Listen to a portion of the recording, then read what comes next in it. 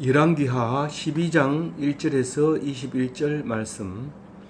예후의 제7년 요아스가 왕이 되어 예루살렘에서 40년간 통치하니라. 그의 어머니의 이름은 시비아라 브엘세바 사람이더라. 오늘은 8대 왕, 남유다의 8대 왕 요아스에 대한 이야기를 하고 있습니다.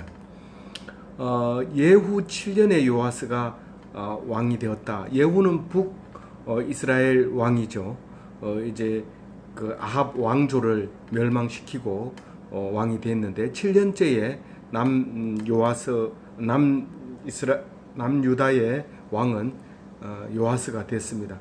그 7년 사이에는 예후가 북이스라엘을 정벌할 때, 다시 말해서 반역할 때 남쪽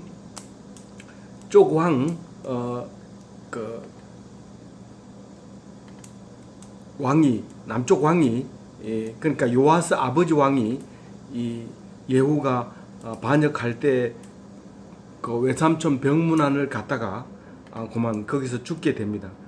그래서 이제 그 예후는 왕이 되어서 7년이 되었고, 이제 요아스가 7년째 이제 왕이 되었다는 얘기는 그 7년 사이에 누가 이제 왕을 했냐면은 그 남쪽 왕의 모두 멸해버리고 그 여자 왕이, 그러니까 이 요아스의 할머니가 그 남쪽 왕들을 다 죽여버립니다. 남쪽 왕들을 다 죽이고 자기가 이제 왕을 7년간 하게 됩니다.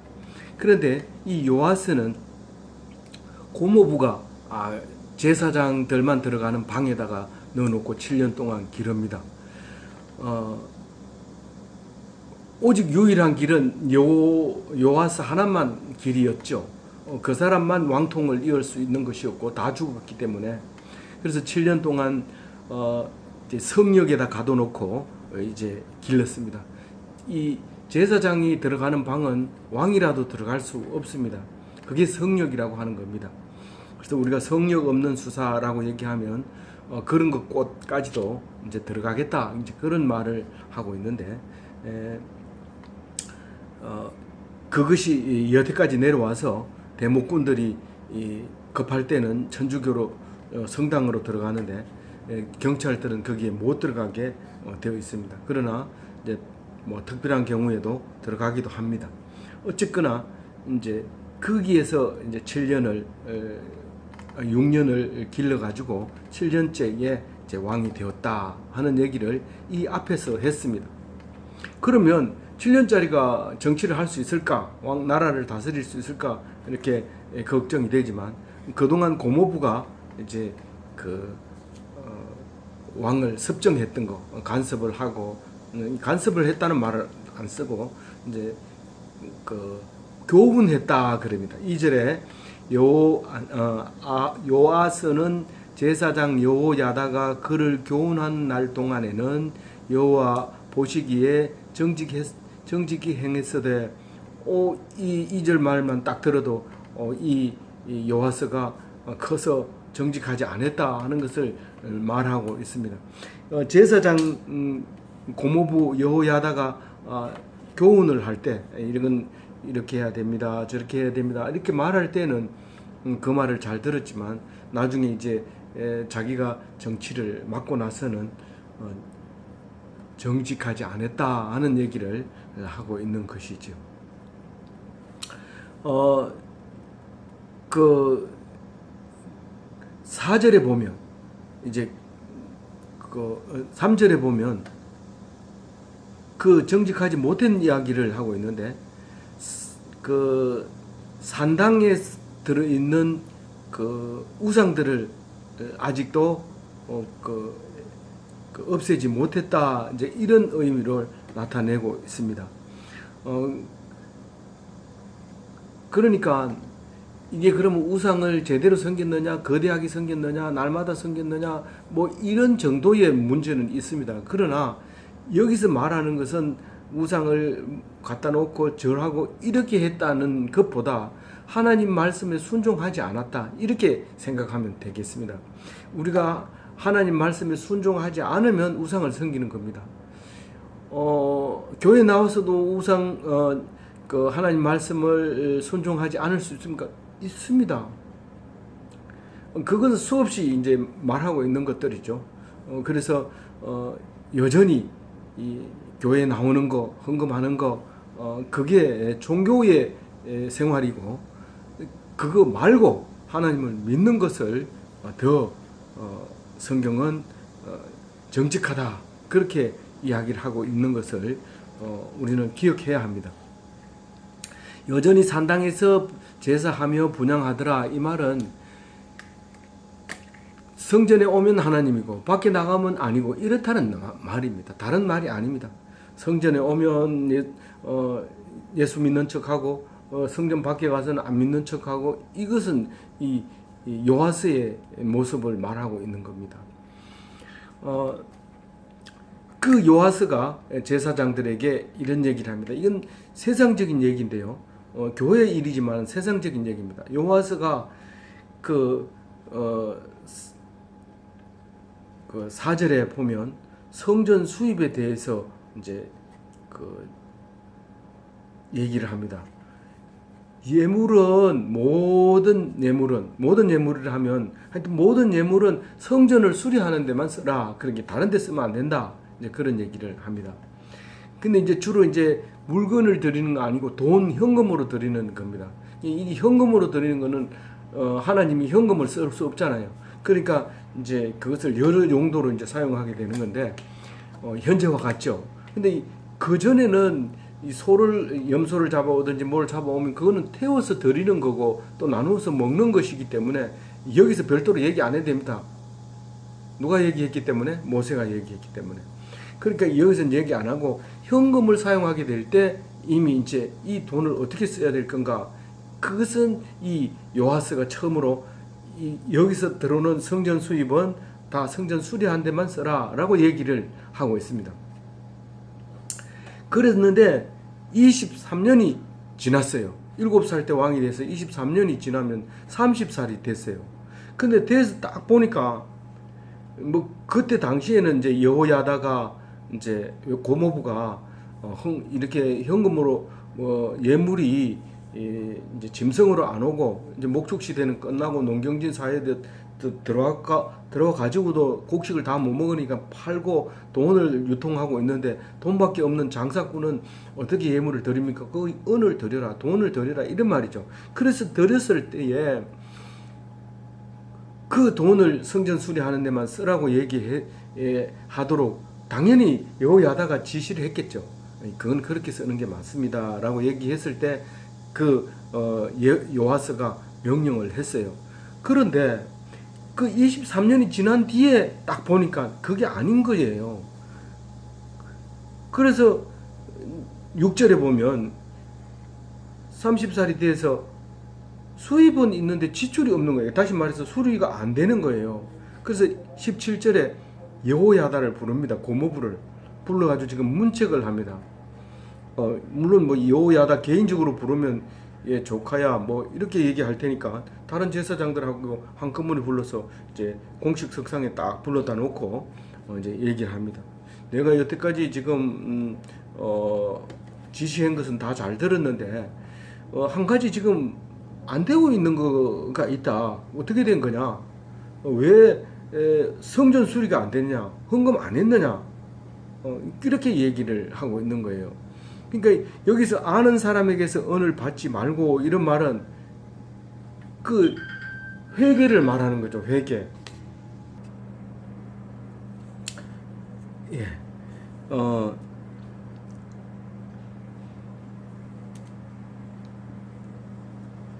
요야다가 이제 그 문책을 당하고, 그리고 7절에 보면 이제는 회개에게 맡기지 말고 쓰도록 하시오 이랬는데, 사실은 이제 그 다른 걸 보면 여기 이제 바로 그 왕의 서기관이 또 제사장이 그것을 관리하도록 이제 그렇게 합니다. 그러니까 그 회계를 그러니까 회계를 직속으로 두겠다 그런 뜻입니다. 7절은 드리게 하라고 했는데 시행 세칙에 가보면 결국은 왕의 직속 서기관과 대제사장이 직접 그것을 하게 됩니다. 그래서 거기 9절에 보면 명령을 그대로 이행하는데 헌금함을 만들어 가지고 성전 들어가는 오른쪽 입구에다 딱 놔두게 됩니다. 그러면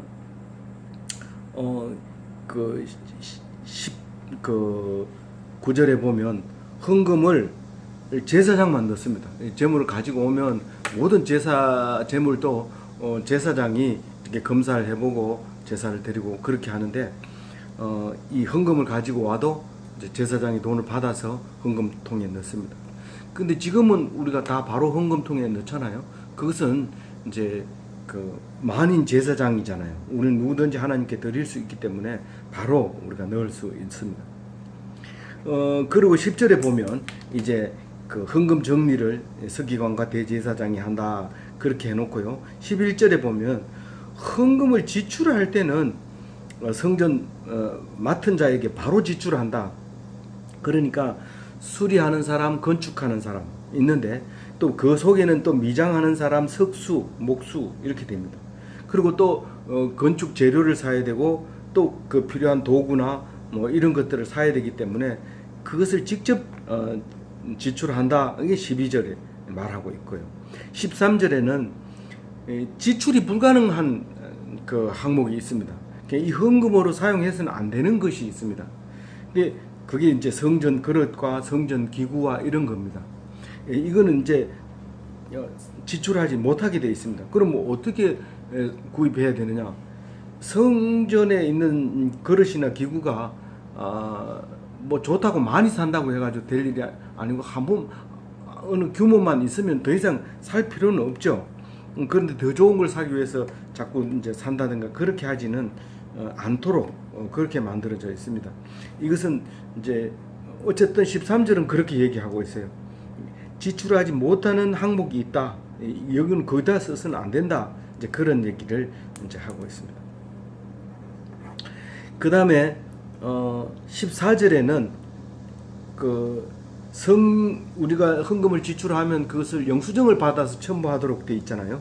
근데 영수증을 첨부 안 해도 된다. 정산하지 않아도 된다. 하는 얘기가 14절, 15절 하고 있습니다. 왜 안 해도 된다고요? 15절에 그 사람들이 성실한 일꾼이었기 때문에 안 해도 된다. 그 말입니다. 그 돈을 필요한 만큼 타가고 또 필요한 만큼 쓰고 그렇게 되어 있습니다. 이 교회에서 일하고 있는 일꾼에게 영수증을 막 첨부해서 뭐 하나도 빠뜨림 없이 쓰고 뭐 이렇게 하게 되면 이제 문제가 된다는 얘기죠. 이제 교회의 회계 때문에 감옥에 가는 경우가 많이 있습니다. 우리가 목사님 오면은 이제 금화비도 이렇게 외부에서 오시면 금화비도 드리고 그렇게 하는데 이제 외부 행사를 많이 하는 사람들은 그 목사님들한테 영수증을 받고 사인 받고 이렇게 할 수가 없습니다. 그거는 그냥 지출을 하고 정확하게 기록하면 좋은데 그 기록조차도 만약에 안 했다면 그걸 주관하는 사람이 다 이제 책임을 지게 되고 감옥을 살게 되는 경우를 보았습니다. 그러니까 우리는 성경대로 하면 그 성실한 일꾼들에게 영수증을 받거나 무슨 그렇게 안 해도 되는 것을 요아스 왕 때부터 우리 말하고 있는 것입니다. 16절에는 제사장의 몫에 대해서 얘기를 하고 있습니다. 원래 제사장은 이제 거제로 드리는 모든 물건을 받게 되어 있는데 그때는 농경 사회나 그 유목 생활을 할 때는 거제로 드리는 것을 받아서 자기 식구와 자기들이 먹어야 될 보수로 생각하면 되는데 이제 상업이 발달하고 이제 이집트 문명과 메소포타미아 문명이 활발하게 움직이게 될 때는 자체적으로 나는 가축이나 농경으로서는 살 수가 없습니다. 오히려 이제 이쪽 물건을 사다가 팔고 이쪽 물건을 사다가 팔고 이렇게 지나가는 사람에게 팔므로써 오히려 삶의 생계를 유지하고 있는 상태에서는 이제 제사장의 몫을 돈으로 드려야 됩니다. 그러나 제사장의 몫도 드리면 안 됩니다. 다만 속건 제물과 속죄 제물만 이제 드리게 되는데 요제라든가 거제라든가 여전히 그것만 제사장의 몫으로 있습니다. 그러니까 우리는 이스라엘 백성이 자급자족하고 있고 더 풍성한 삶을 위해서 돈을 사용하고 있다는 것을 우리가 생각할 수 있습니다. 왜냐하면 제사장이 돈을 받지 않는다는 것은 재물만 받겠다는 것은 그걸로도 식물 우리가 돈 없어도 살죠. 먹을 것만 있으면. 근데 먹을 것 없이 돈만 가지고는 못 사는 거죠. 그러니까 먹을 것이 있다면 제사장은 사는 겁니다. 그래서 사람들이 먹는데 숟가락만 올리면 우리 영혼은 산다. 제사장이 살기 때문에. 이제 그런 의미로 이제 헌금을 가지고 제사장을 드리면 안 된다. 이제 이렇게 얘기하는 것이죠. 그 다음에 17절에는 16절까지가 이제 헌금에 대해서 이야기를 하고 나서요. 성전 수입에 대해서 이야기를 하고, 그 다음에 17절부터는 요아스가 그 40년 동안 정치를 하면서 해놓은 업적이 17절, 18절 그 두 개만 나와요. 그 요아스의 역사는 17절, 18절에서 끝이 나는 거예요. 그러니까 뭐라고 했나요? 아람 왕 아사엘에게 위협을 받고 있어요. 이 아람 왕 아사엘은 엘리사가 기름 부어서 왕으로 세운 그 아람 왕인데, 이 아람 왕이 블레셋 가드를 치고, 가드는 블레셋 땅의 그 5대 도시 중에 한 개죠. 그 가자도 있고 가사도 있고 그런데 가드도 있고 그렇게 5가지가 있는 그 도시 중에서 거기를 치고 예루살렘 가까운 쪽에 있는 가드를 치고 또 예루살렘을 이제 공격하러 가려고 하니까 요아스가 겁을 먹은 거예요. 그래서 이제 선물을 아사엘에게 줍니다. 선물 줄 테니까 우리 그냥 돌아. 항복한 거죠, 사실. 그래서 이제 성전의 곳간의 성물을 갖다가 그 사람들에게 주는데, 그 4대 왕 여호사밧, 그러니까 할아버지죠. 이게 지금 그 대기수로는 8대 왕이지만 7대니까 할아버지의 할아버지, 정조 할아버지가 되죠. 정조 할아버지 여호사밧이 모아놓은 성물, 그 다음에 여호람이 그 모아놓은 성물, 이런 것들을 다 꺼내가지고, 그리고 좀 부족하다 싶어가지고 왕궁에 있는 곳간에 있는 복물까지 다 금은을 끄집어내가지고 싸가지고 이제 하사엘에게 줍니다. 내가 죽은 뒤에 뭐 이렇게 무슨 소용이 있냐? 그러고 줍니다. 그 나봇이라는 사람은 자기가 죽는 줄 알면서 왕에게 거절하죠. 그래서 억울하게 죽는데, 그래서 이름이 남습니다. 근데 죽을까봐 겁이 나서 하나님이 주신 성물까지 다 죽음으로써 역사에 아주 짧은 기록을 남깁니다. 시간은 아주 긴 40년이라고 하는 긴 시간을 왕을 하고 했지만은 그러나 역사는 아주 짧게, 오래 한다고 해서 역사가 남아 있는 것도 아니고 큰 일을 한다고 해서 오래 남아 있는 것도 아니고 하나님 앞에 온전히 드려졌을 때 하나님이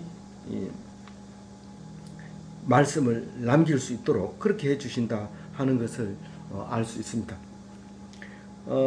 그리고 19절은 무슨 말이냐면, 요아스는 열왕기에만 기록한 게 아니라 역사적인 인물이다, 그 얘기를 지금 하고 있는 거예요. 그 다음에 20절에는 요아스가 사망했는데 어떻게 사망하냐면 40년을 치리했으니까 47이잖아요. 근데 47살이 돼서 신복들이 이제 반란을 일으킵니다. 그래서 별궁에서 도망가다가 그 별궁에서 밀로궁이라고 하는 별궁에서 이제 죽게 되는데, 밀로궁은 여러 번 나옵니다. 그 다음에 이제 신라로 가는 길이라고 했는데, 신라가 어딘지는 정확하게 모르지만 밀로궁은 알 수 있거든요. 동쪽에 있는, 예루살렘 동쪽에 있는 망대 이런 있는데, 망대와 같이 생긴 궁인데 거기서 이제 죽게 되는 거죠.